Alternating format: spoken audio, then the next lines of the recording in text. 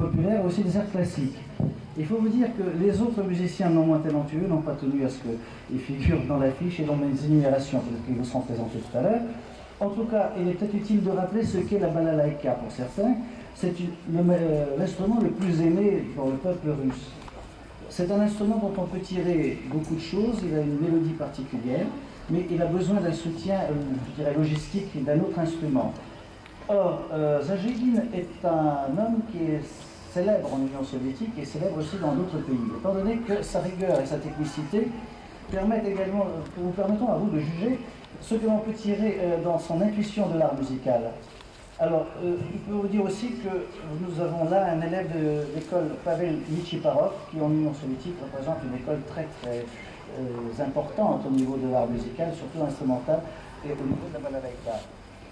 Il a été lauréat du concours pour le prix d'artiste national de Russie, et c'est en 1976 qu'il a participé à des concerts internationaux.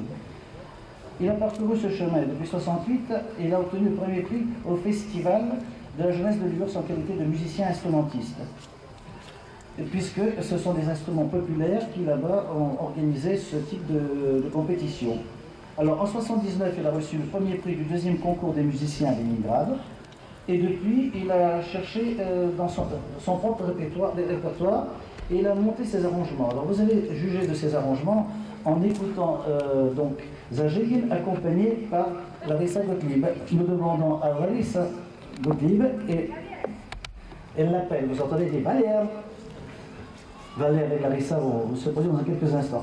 Bon, alors si vous voulez savoir ce qu'est encore la balalaïka, j'ai noté quelque chose qui m'a beaucoup plu. On m'a dit que c'est une caisse triangulaire, mais surtout, vous entendrez la frapper, vous l'entendrez la caresser, le mettre en émoi, et accompagnée par son épouse Larissa Gottlieb.